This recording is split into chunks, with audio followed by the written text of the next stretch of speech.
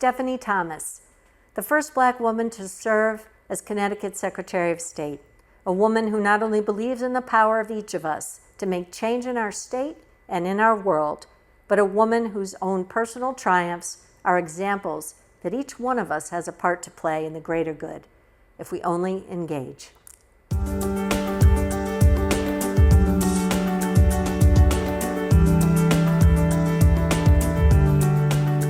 Secretary Thomas, you have made history as the first Black person to serve Connecticut as Secretary of the State. Yes. Before that, you served Connecticut in the House of Representatives as an elected official, and you were a successful entrepreneur working for your own business as a nonprofit management company. And at a very early age, you learned how to be a change maker. And you learned that and applied that to your own life as well as the lives of those around you. So I want to kind of go back and talk about that work ethic that you developed so early on. Can you bring us back to New Jersey and where that work ethic came from? That's going way back. I have Way some back. gray hair now, so I have to stop and think. No, I think my mother was certainly a very hard worker. There were four of us. Talk about surprise. My mother did not know she was having twins, but I'm twin B, so surprise. So, you know, she had to juggle a lot early on. And I think she just always wanted to make sure we got a good education, that we worked hard at anything we believed in. But I think most importantly, she imbued us with this confidence that we actually could do anything we wanted, even though our environment didn't lend itself. I certainly never thought I could be Secretary of the State one day, or even what that was, you know, when I was young.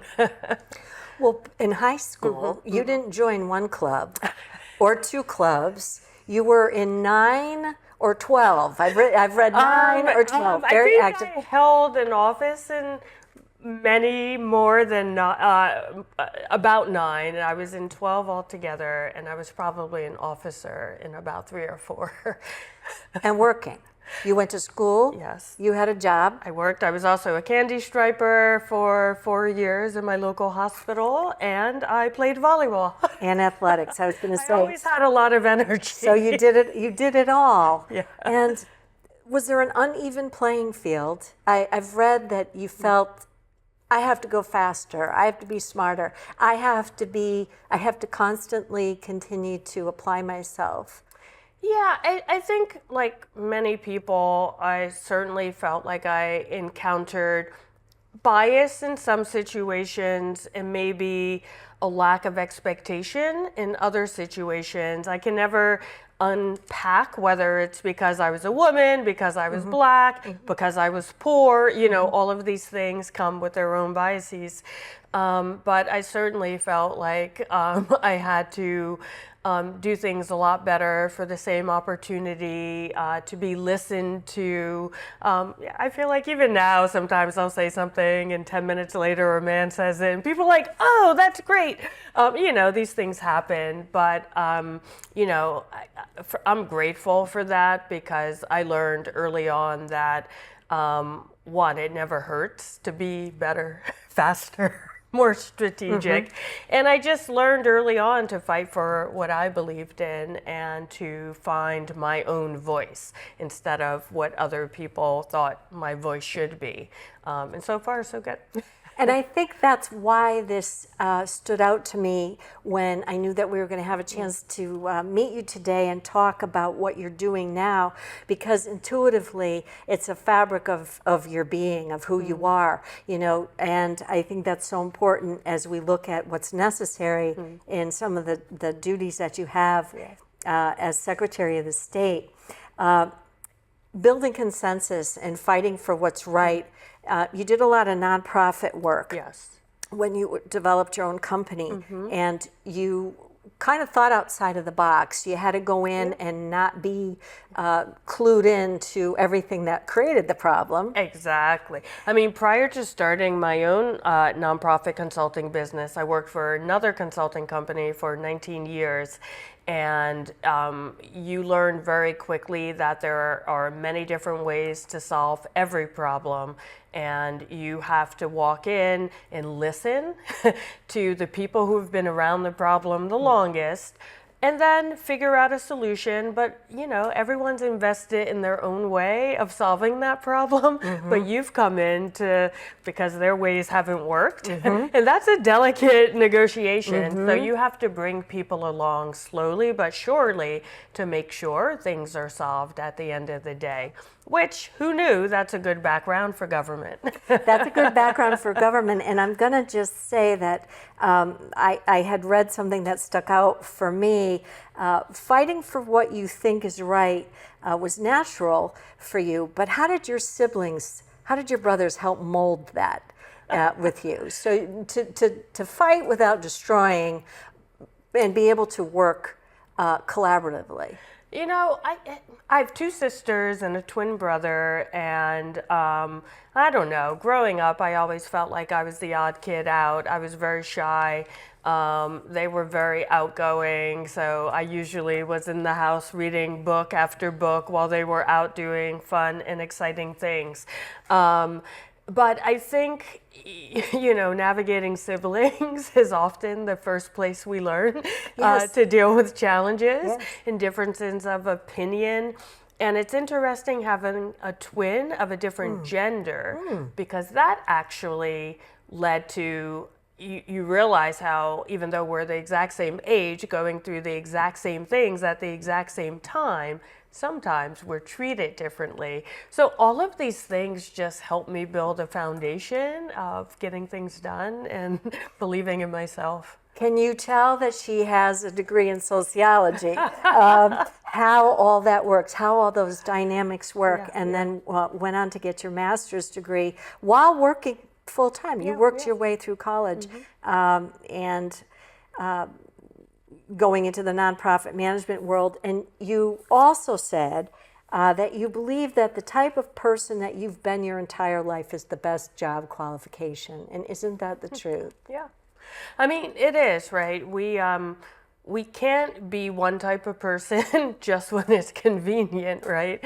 So this approach to problem solving, being strategic, having a sense of voice, but also being trained in listening, being trained in how to remove bias to the extent possible from our own decision making.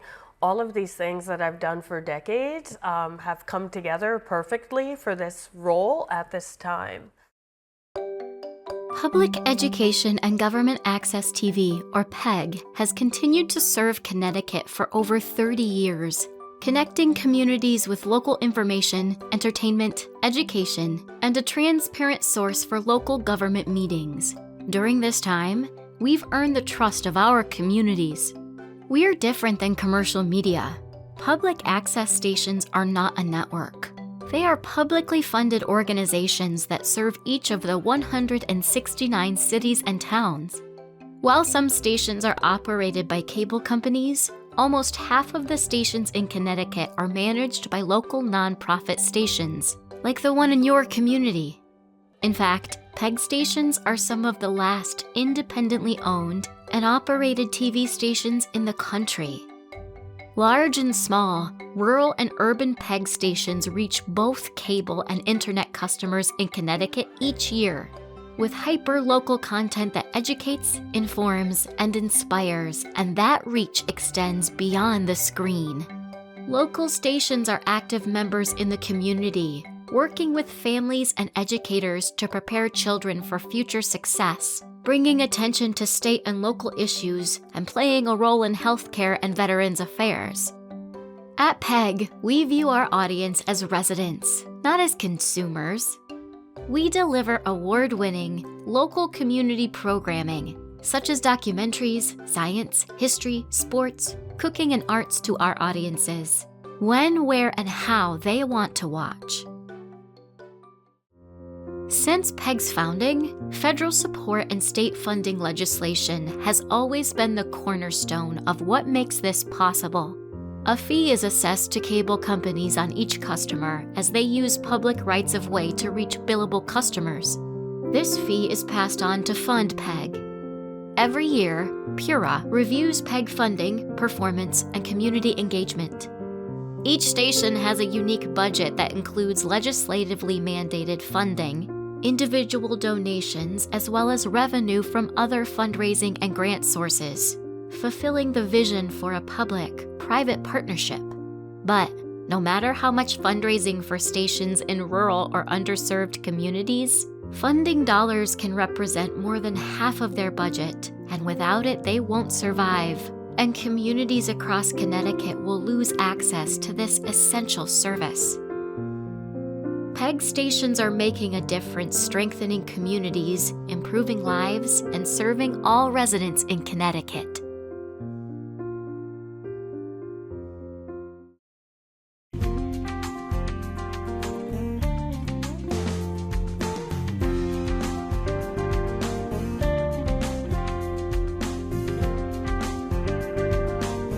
Follow us on Instagram at nutmeg.tv. Sometimes life just happens. Don't worry.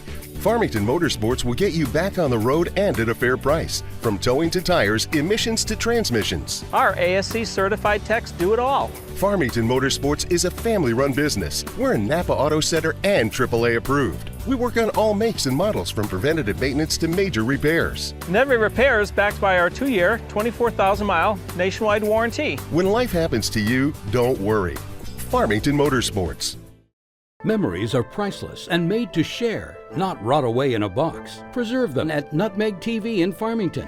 Convert tapes, photos, slides, and film to DVD or digital files to save on a computer, portable hard drive, or even smartphone for as low as $9.99. Share memories easily with friends and family on email or social media sites like Facebook. Surprise them with a holiday or birthday gift that keeps on giving. Unlike competitors who ship orders out, our work is done at Nutmeg TV in Farmington, keeping your memories safe, easy to view, easy to share, easy to enjoy. Call Nutmeg TV 860-321-7405 or visit us online, nutmegtv.org. The decision to enter the arena didn't start with Secretary of State.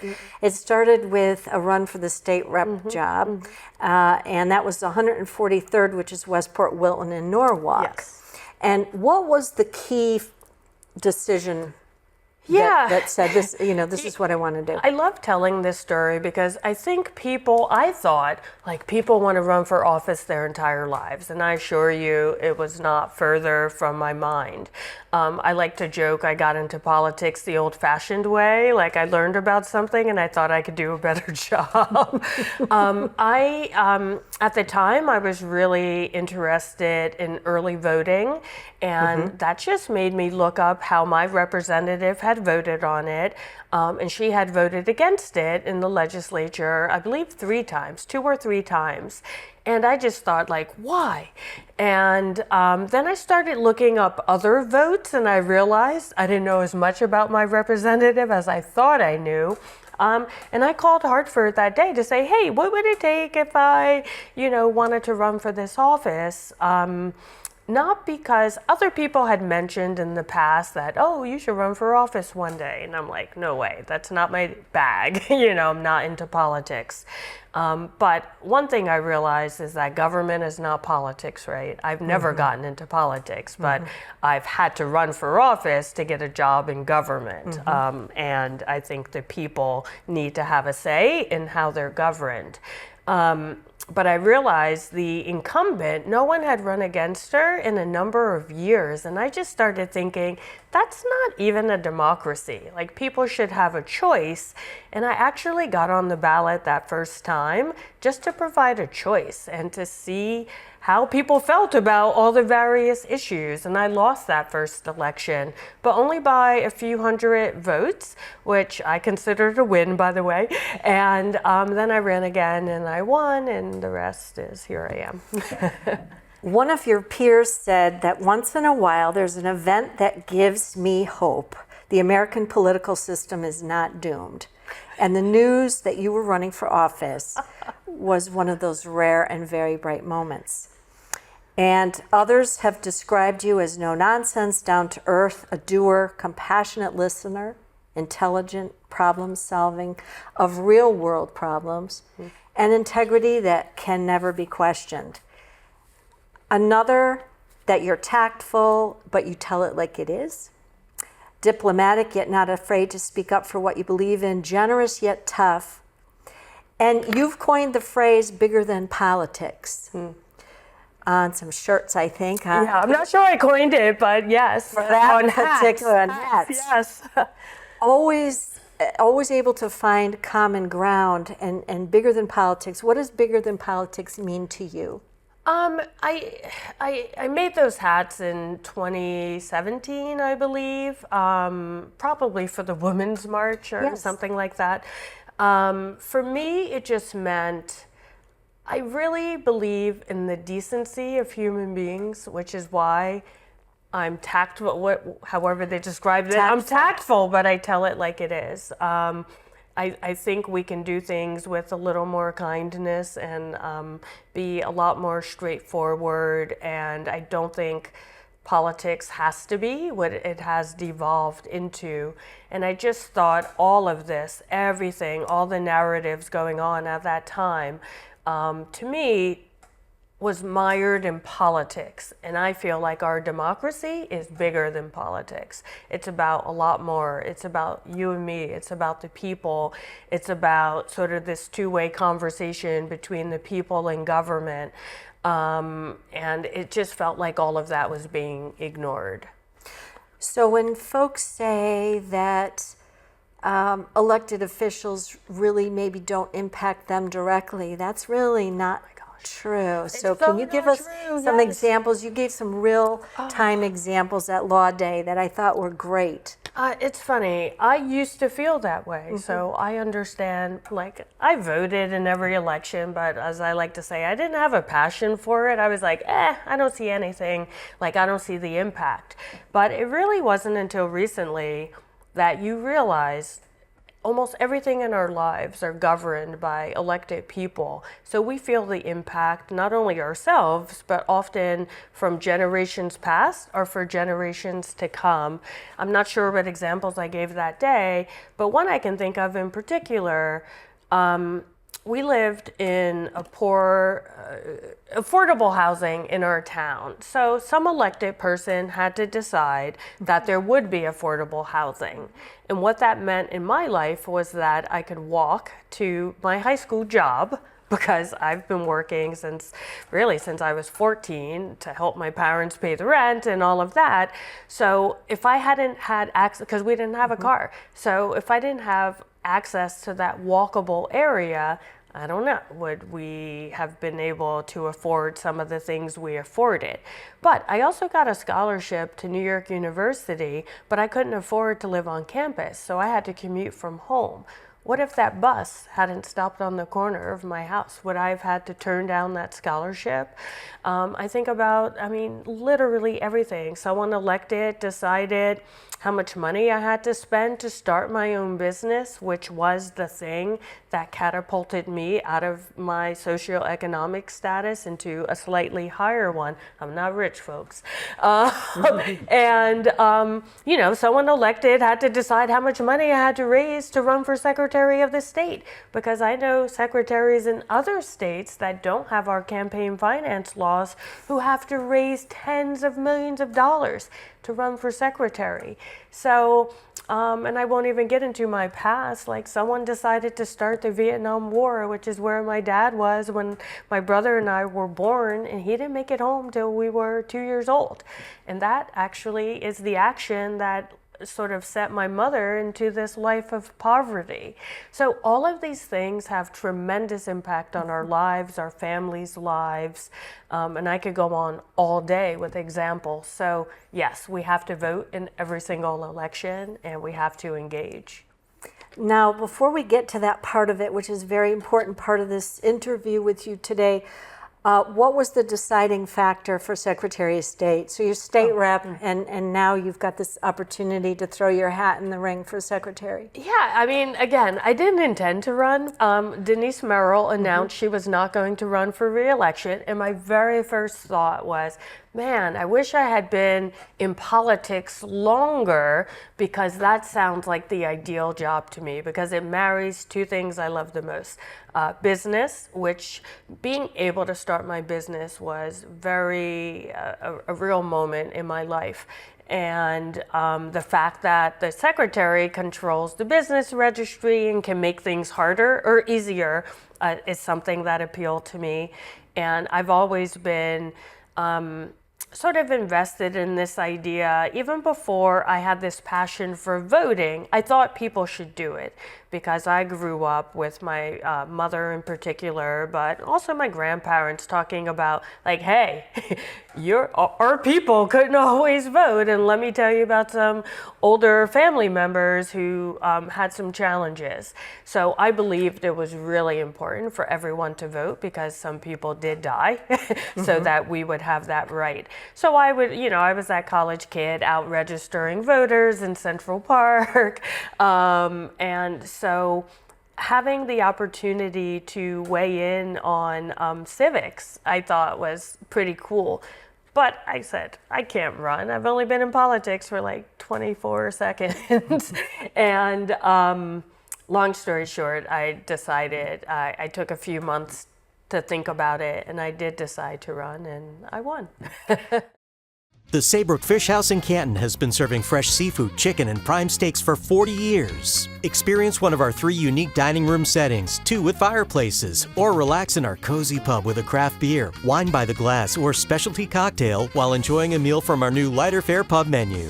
Serving lunch and dinner Tuesday through Sunday. Reservations accepted for parties of 2 to 42. Gift cards always available. The Saybrook Fish House, nestled at the crossroads of routes 44, 202, and 179 in Canton. When we think of an iconic New England town green, we think of the place where people got together and maybe heard some music, heard someone give a speech, maybe get an award. Times have changed, but the digital town green still brings all those stories, all those voices back to a central location. Nutmeg TV has been providing community television for over 30 years. We provide great facilities and training and equipment to allow anyone to come in and produce TV programming for the community. Whether you're a college student looking to get into this industry or a senior citizen looking to learn a new skill set, we've made our equipment accessible to anybody. Nutmeg TV is a family, and we embrace diversity, and we work with folks from all walks of life. And it's our job to make these studios available for anyone to use. We educate folks in how to do TV production, podcasting, etc., and so they can go on to other careers in the TV business. Nutmeg TV is really blessed to have a great group of folks who work here. We have a culture at Nutmeg TV that is set from the moment you walk in the door for positivity all day long. Each and every day, we are affecting the community in which we live. We needed some studio upgrades, and we were able to get a grant with the state of Connecticut, but we needed that extra bit of cash in order to get over the hump. As you know, technology is very costly, and we needed to do that. And Ion Bank believed in us. They believed in us, they believed in the project. They came down, they took a look at what we needed, and they said, you know what, we can help get you the rest of the way. As a result of Ion Bank's financial help, we've been able to help others move on in a field that's difficult to get experience in. It's very important when you're a business that works in the community and for the community that you're working with partners who understand who you are. And Ion Bank does that. They walk with us every day. Community is important, and Ion gets community, and they get Nutmeg TV. It's community banking at its best.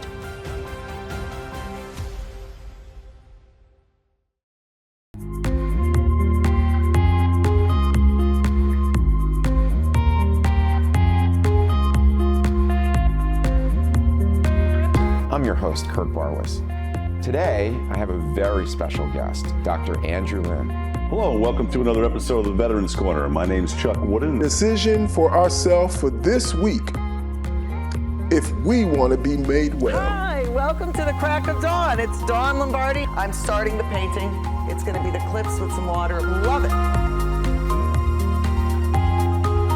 He took me on the sets of Lost in Space, Batman.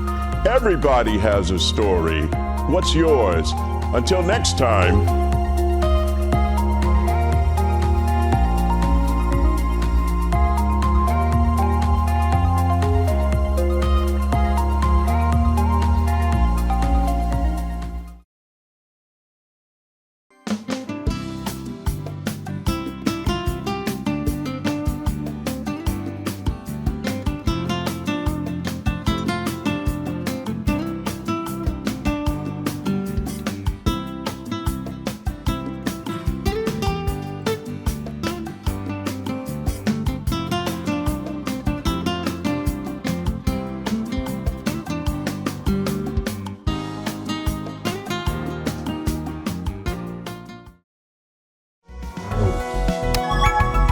Like us on Facebook. Search Nutmeg TV.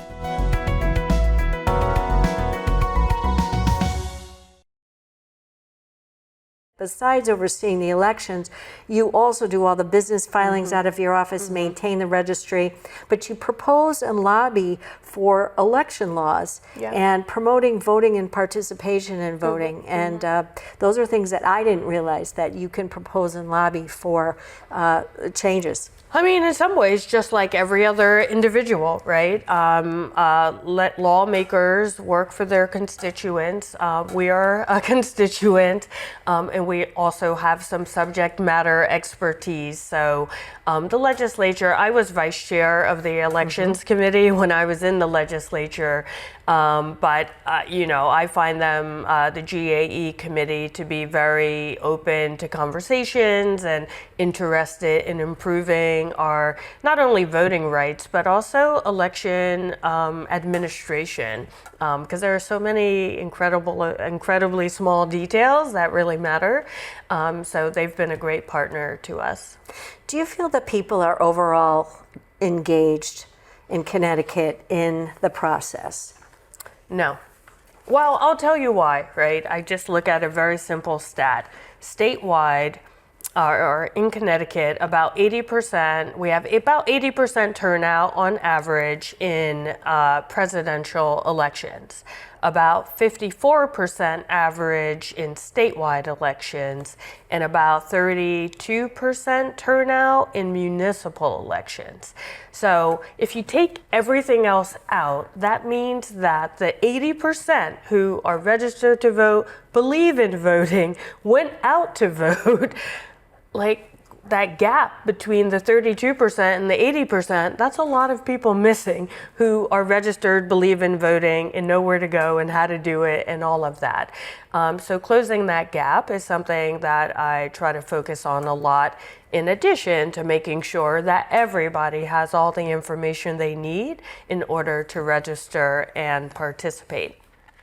There's a website that you have that I want to mention. I looked at it. civics101.ct.gov. It's a website we stood up after I became secretary, because a lot of the details on our general website are very lawyerly sounding, right? Because it's election law. So we on Civics 101 put together what I like to think is nicely designed, plain language, explanations about things that people asked us about the most.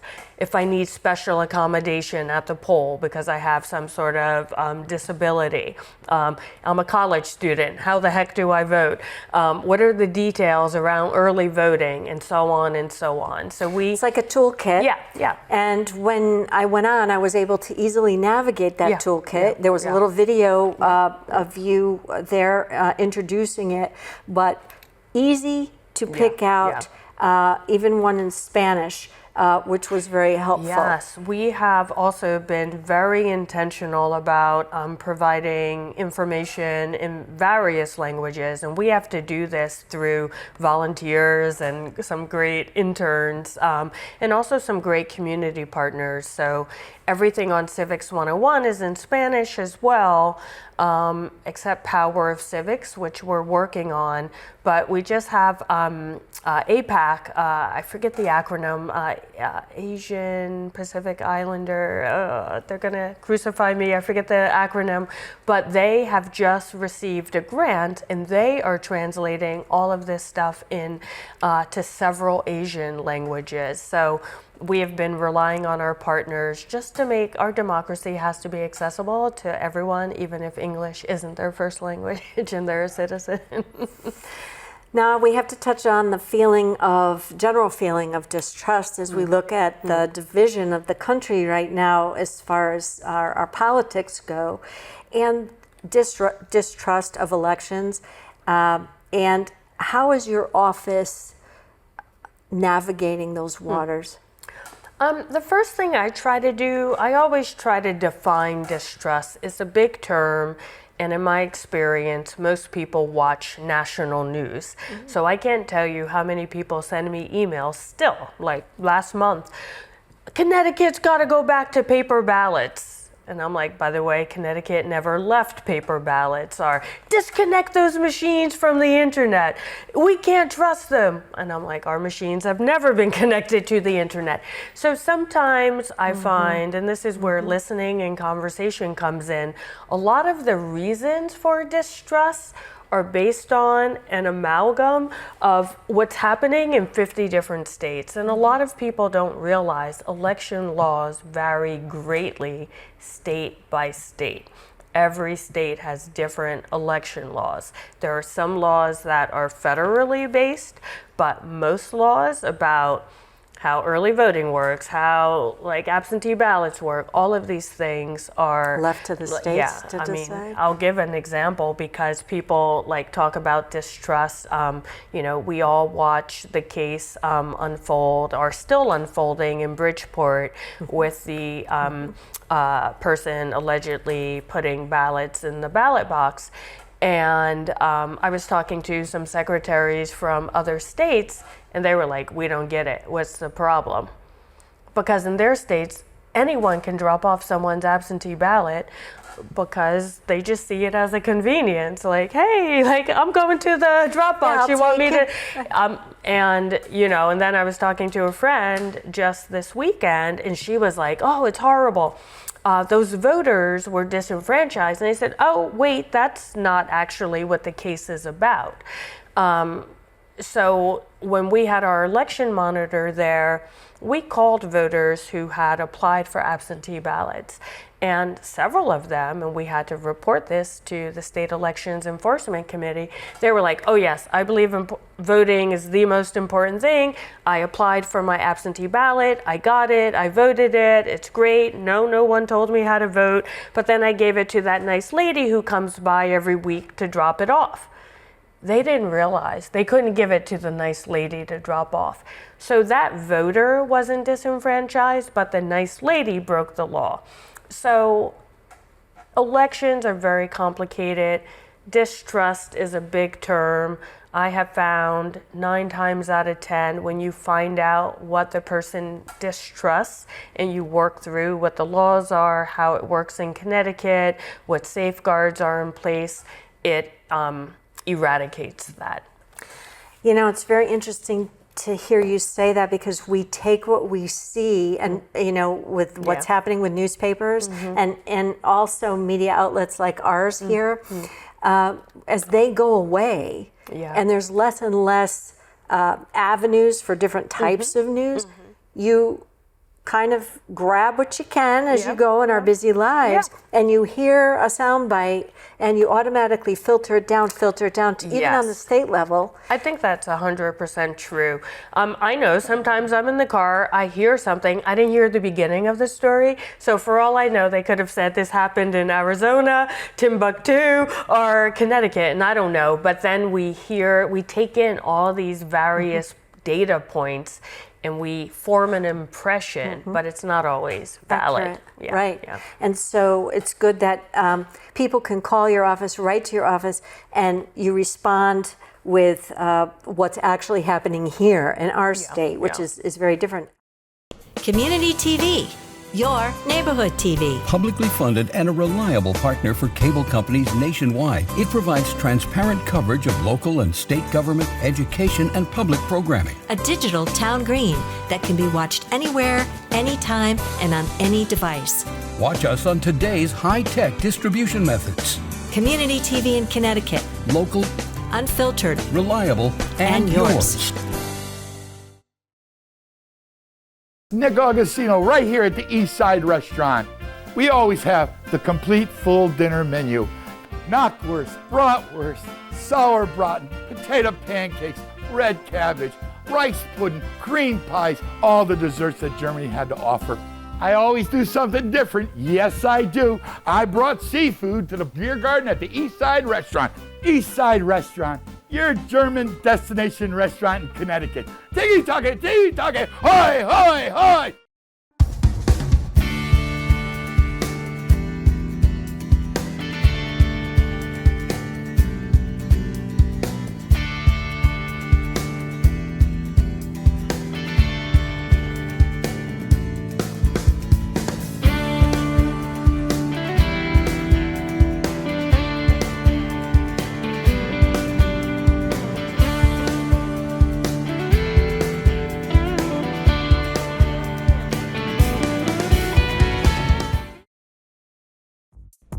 Follow us on Instagram at nutmeg.tv. Like us on Facebook. Search Nutmeg TV. Watch us on YouTube, Nutmeg TV, anywhere, anytime, on any device. Nutmeg TV, better programming for a better community.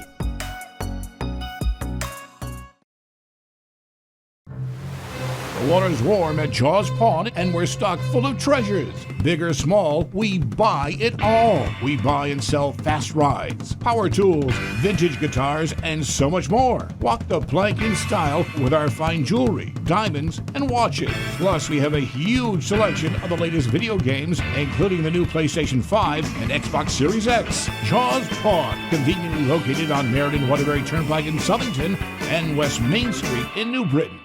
Hi, I'm Jay McCormick, a board director at Nutmeg TV, your local public TV station right here in Farmington. Nutmeg TV has been an integral part of our community for over 30 years, providing a platform for residents to share stories, voice concerns, and celebrate achievements. It's a vital resource that connects us all, bringing countless local events to our TV screens. The topics are limitless and vary from being aware of scams to veterans helping veterans. Nutmeg TV continues to be here for the community. To continue this important work, we're asking for your support through a donation. Your contribution will ensure that Nutmeg TV remains a robust and relevant resource for our community.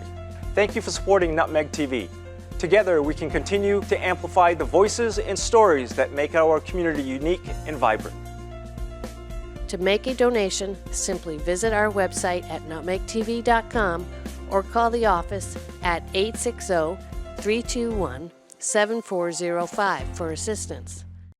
I didn't realize that the states differed so greatly in their laws and the way they do things. Yeah, I mean, one of the things that comes up a lot, and we should talk about misinformation, which is information that's put out with no intent to mislead, but it's misleading.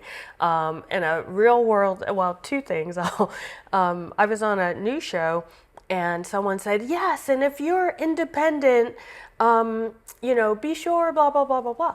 But we were talking about primary election. So in Connecticut, you have to, I forget what we were talking about, but she thought independent meant you're not registered to a political party, which is true in most states because that's what they call people who are not in any political party. But in Connecticut, independent is an actual political party, like Democrat, Republican, Green Party. It's just what they call their party. And if you're not in any party, you're unaffiliated.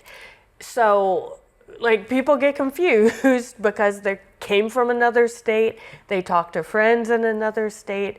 And then I was going to say about misinformation, I was on a news channel and they were like, yeah, so you're independent. And I'm like, no, it's unaffiliated. So things get spread very easily, especially with social media. So I just always encourage everyone, we actually have to go back to using this and making sure we are checking things, because we don't have all the news sources locally. That was a good sort of balance. Yeah.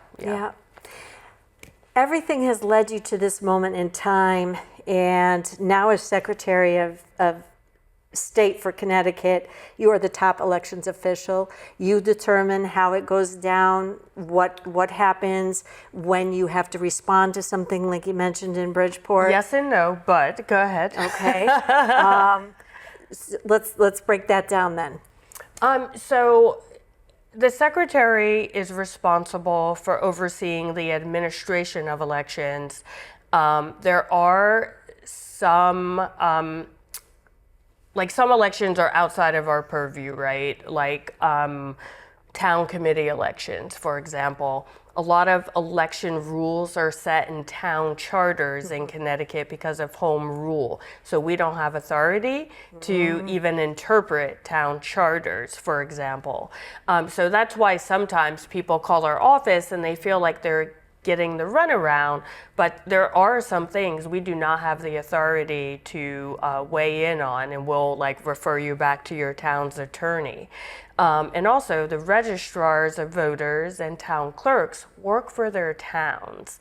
They're not on our payroll. So we also cannot order them to do things unless they're having to do with breaking the law. So we are making sure the law is enforced, basically. And we also can investigate. That's the State Elections Enforcement Commission. So people will say, I think this wrongdoing happened. We have no authority or jurisdiction to investigate or make a resolution around whether or not this was malfeasance or not. That all has to go to the State Elections Enforcement Commission.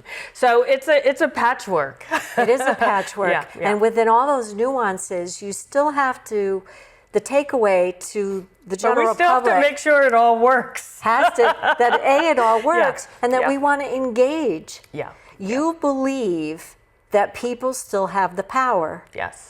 And I'd like you to give us that and why that is. Why you believe that individually we have the power, if we so choose, to make changes, to change what's happening. Yeah, absolutely. I mean, what I can say beyond a shadow of a doubt that is that if we do nothing, we definitely have no power, right? In this country, I mean, we could look at any issue, honestly, and if you unpack it, you will find out that there were many people doing many different things, usually over a number of years, to effect any change. So when I was a legislator, I'll give examples. An issue would be coming up, and maybe it's something I don't know a lot about. You can't know everything. And I might be looking to my community, trying to figure out how I should vote on this thing, because I represented 3 towns, very different towns, and maybe they have different ideas. And on average, you would hear from 6 people, maybe 10. The most I've ever heard, would probably be 1,000 or 2 during the pandemic. People were very specific about vaccines and all of that. So that was high. But after that, I would say, a few hundred people. And when you look at the combination of those voting stats I said earlier and how few people weigh in, it's no wonder that most people feel like the laws don't reflect them, because they haven't weighed in. And it doesn't have to be about, all the big issues. It's all the small issues. Early voting is another good example. Over 60% of voters voted that they would like to see early voting in Connecticut. between spoken testimony and people who sent in letters, I think all in, it's about 200 people. And we have over 2 million voters in Connecticut, so 60%, and then 200 people, do the math. So how is that, why? Like, people said they wanted it, but there was a big difference between, should it be 1 day? Should it be 45 days? Should it be open from 9 to 5? Should it be open from 7 a.m. to 10 p.m.? Should it be Saturdays? Should it be Sundays? Should it be both? Should it be multiple weekends? Should it end a week before the how many locations per town? How much the town's going to have should the towns get money for it? Should they not? All of those details were made with only the input of a couple of hundred people. So everyone feels very specifically about one of those things because they tell me, like, oh, I wish we had included this or that or this or that. And I'm like, we might have had you showed up, right? Or, you know, written your legislator, etc. So those are that's just a simple example, but every law works that way. And we can't sit around waiting until we see the headline that the law is being voted on tomorrow or it already passed to start talking about these issues because it's too late. So when you say team sport, democracy is a team sport. Means it's got just as much, we have just as much responsibility as the general public as you do as an elected official. Absolutely. I would say even more because people will actually at least listen when I call. You know, the general public needs to learn how to navigate the system. And I say it's a team sport for quite a few reasons. One, it's like a sport. So there are rules, there's a language, there's a playbook, and you have to start educating yourself about how it all works and how you can make your voice heard or how you can play, right? It's also like a team sport because the sum is bigger than one individual part. Everyone has a role to play. Some people like me run for office. Other people run news shows. Other people might just talk to friends and neighbors.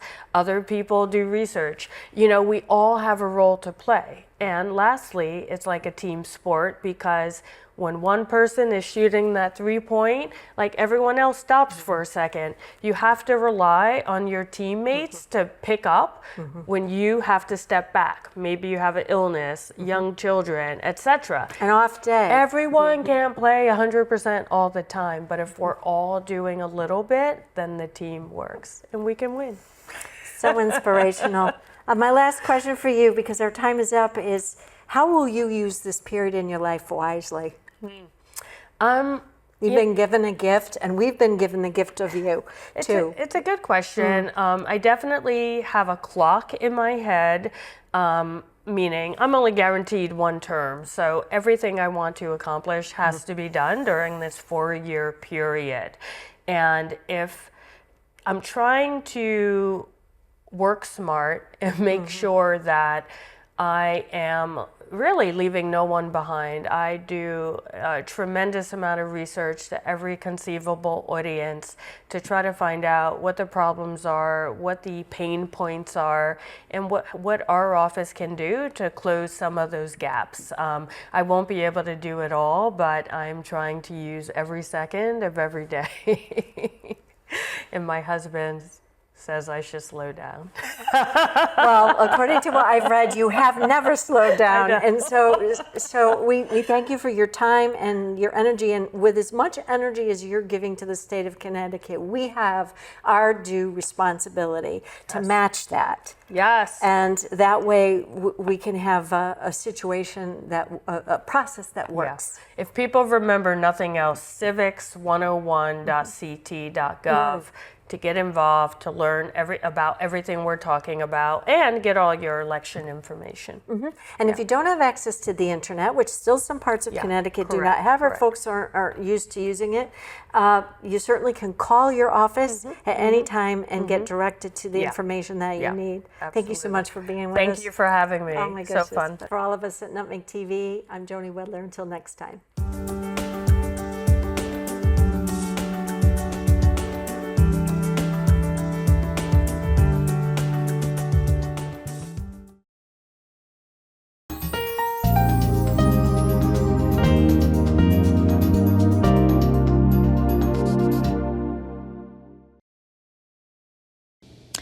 Are you interested in maybe doing something like this? A little career in television? Absolutely. Or maybe you want to have some old tapes converted to a digital format. Nutmeg TV in Farmington has all the resources you're going to need. We sent Lauren Richardson there to learn all about it. Take a look. Yeah, hi everybody. I am here at Nutmeg TV in Farmington. It is a nonprofit TV station, and I'm going to get an inside look. So let's go inside and check it out. All right, here we are, and you must be Beverly. I am. Nice Hi, to Lauren. meet you. Nice to meet you too. Welcome to Nutmeg. Thank you so much. So first of all, just kind of tell me about what you guys do here at Nutmeg TV. Well, we're a nonprofit, award-winning TV station that the community can use for free to produce their own TV shows. Which is amazing. Yes, it is. It's wonderful. It's a great resource. We have 3 stations, public, education, and government, and it's wonderful. Yeah. All our programming is available online and anywhere, anytime, any device, and our new app, our new Roku app. Okay, Beverly, so where are we now? This is our Wall of Fame, which includes some guests from Nutmeg, including Kara Sunland.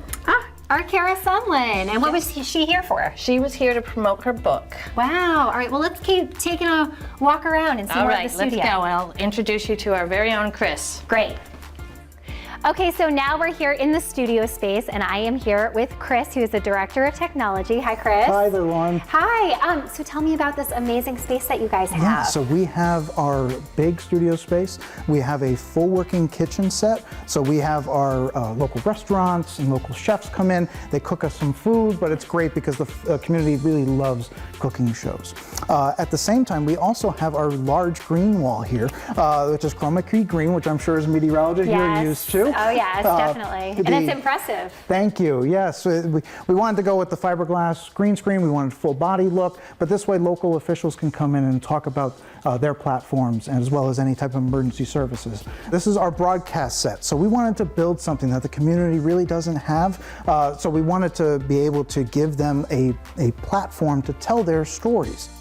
So. And now, if anybody wants to have a show here, they can sign up and do that, right? They can sign up for free, use this entire space. We basically will teach you how to use this equipment, and you can just come in, we turn the cams on, and you go. Okay, Chris, so this is where all the behind-the-scenes magic happens, right? Yep, this is where all the engineering comes and the directing is for these type of shows. Recorded in full HD and broadcast quality. We just launched Nutmeg TV Plus, which is our Roku app, but also we are hoping to get our iPhone app, our Android app, our Fire TV app, and our Apple TV app ready to go, hopefully in fourth quarter this year. We'll teach anyone, including, so you can learn all of these buttons, you can learn 2 of these buttons, or even if you don't want to touch any of this, we have a touchscreen monitor where you can do an entire show at the touch of a hand. Wow, very cool. So, but all of this is, it costs money. So we have to fundraise to be able to afford a lot of this, and I'm sure we have someone ready to talk about our fundraising efforts with you. Awesome, I can't wait to learn about it. Let's go. Okay, so now we are here in Master Control. We're with Rich. Hi, Rich. Hello. Hi, how are and you? I'm great. You restore tapes, right? You've been doing this for about 10 years at Nutmeg TV. Yep. So tell me about the process. So basically when people hear about our service here at Nutmeg, they'll come in and we get a mixed bag of different material. But the first thing we'll do is have them fill out a form. But we get a lot of, you're probably familiar with these, the most VHS tapes. These were popular in the 80s and early 90s probably, so we get a lot of these. And you can see here, we have some playing right now on a loop. So that's the kind of thing that we would see. We see a lot of, and I wrote a few down, we see a lot of Christmas, birthdays, first day of school, concerts, family events. Very important moments. Yeah, so these are like milestones. And we have all these decks, so if you have different tapes or different formats, always ask, because chances are we can help you. There's a very good chance we have what you're looking to do. The other thing that we can do are the film reels. Oh, wow. Yeah, so this is a small film reel. This is 8 millimeter. There's also Super 8. It's all the same, but this is small. They come in small, medium, and large. We'll put them on a DVD, which I like because it's a hard copy for myself, you know, but we also put them on the USB drives, which can plug right into your computer. They're thumb drives. People might know them as thumb drives. Right. So they can go in the back of your computer, or smart TVs now. You can actually plug it right in and you can share it that way. some of the reactions that people have when they see these videos, I mean, they must be amazing, We've right? had people, I've heard stories where people will cry. I always kind of joke, I'm like, you might have a Kleenex when you're, box of Kleenex with you when you're watching them, because you never know. I mean, these are memories that can go back decades, 30, 40 years. This is part of our fundraising campaign, and it's a nonprofit, but we rely on donations and we do service, any grants we can get. So every bit helps, and it's always good. Getting new equipment is always a good thing. So, handling the media properly with a white glove service. Okay, so tell me what these machines are. What do they do? Great, yeah. So this one here is our film projector converter. And so what would happen is you would put the reel on here, and it's gentle on the film, so you don't have to worry about the film breaking so much, because it doesn't break or it doesn't pull on the sprockets. But it'll spin around, and what happens is it converts it into a movie file, and then we'll take that movie file and put it onto a DVD or the thumb drive, like we had mentioned earlier. Of course, with the holidays coming up, this is a great gift for people, right? And people can also get a gift certificate. It's great. Yep, we have gift certificates, so you can apply it for. We have merchandise actually too, but you can apply for this service as well for whatever you want. And it's great. People love it. They love it. We enjoy it too, because we're helping the community. We feel good about. We hear the stories sometimes that come back. It's kind of heartwarming to some degree. So it's really neat. Yeah, that's great. It's awesome. Neat. All right. Well. Thank you so much. This was great learning about all of this, and it's been such a great fun day here at Nutmeg TV. Incredible. Isn't that incredible? That is such a great gift. I'm thinking someone in my family would really appreciate that. I'm thinking somebody in your family would appreciate that too. Maybe you too. Nutmeg TV is located at 9 Eastview Drive in Farmington. For more information or to learn about their services, you can check out their website. It is easy, nutmegtv.com, right in Farmington.